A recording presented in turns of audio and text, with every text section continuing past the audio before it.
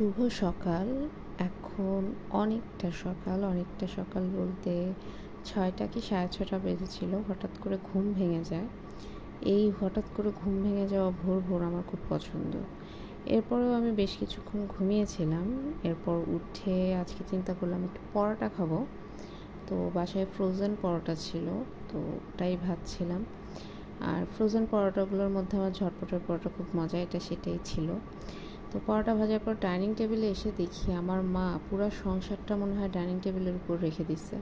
আমি যতই এই ডাইনিং টেবিল গুছাই, এটা কখনো আমি গোছানো পাই না, কারণ আম্মুর সব জিনিস এখানে রাখা লাগে, এখানে রাখলেই সে সব জিনিস খুঁজে পাবে, এমন ধারণা। তো এই ছিল আজকে নাস্তা, পরোটা দিয়ে দুধ চা আর কলা সাথে। তো এরপরে আব্বুর জন্য একটু পেঁপে কাটছিলাম। আমি আসলে পেঁপে খাই না, বাবার জন্য কেটে দিচ্ছিলাম।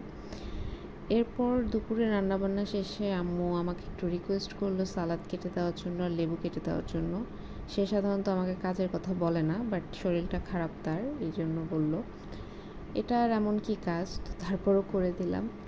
আর আম্মু আজকে খুবই মজার একটা খাবার রান্না করছে, ডিমের কোরমা, চিকেন রোস্ট আর পোলাও। অনেক গরম ছিল, তাই আমি শান্তি মতো খেতে পারি নাই। ওই দিন আমাদের বাসায় একজন গেস্ট ছিল, যার কারণে আম্মু এটা রান্না করছে, না হলে রান্না করতো না। এরপর আমার টিউশনে বের হওয়ার সময় হয়ে যায়। তো বাইরে বের হওয়ার আগে আমি সবসময় একটা সানস্ক্রিন ইউজ করি, যেটা মিশা, আর এই পন্ডসের ময়শ্চারাইজার ক্রিম, আর এই পন্ডসের পাউডারটা। তো সাজগোজের মধ্যে এগুলোই আমার জিনিস। আর অ্যাক্সেসরিজের মধ্যে আমি ওয়াচ পরি, আর একটা রিং পরি। এই রিংটাই আমি ম্যাক্সিমাম পরি, আর ওয়াচ তো আমার থাকেই। ওয়াচ ছাড়া আমার কেমন যেন একটু লাগে। তো এটা আমার টিউশনে আমার স্টুডেন্টকে পড়াচ্ছিলাম।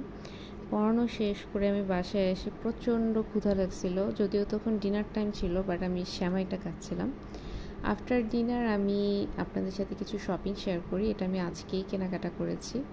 সেটা আড়ংয়ে গিয়েছিলাম হেনা প্যাক কেনার জন্য, বাট সেটা আনফর্চুনেটলি আউট অফ স্টক। তো এরপরে এই অরেঞ্জ পিল মাস্কটা কিনেছি। এটা আমি আগে কখনো ইউজ করিনি, এই ফার্স্ট করব। তো দেখা যাক কেমন। প্রাইস নিয়েছিল 100 টাকা প্লাস ভ্যাট ছিল এটার সাথে। আফটার দ্যাট আমি ঘোরাঘুরি করছিলাম ওদের হোম ডেকোর সেকশনটাতে, যে কিছু কেনাকাটা করা যায় কি না।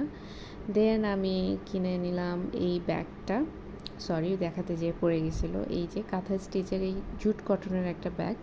আমার এই টাইপের ছোটো ছোটো ব্যাগ জিনিস খুবই পছন্দ।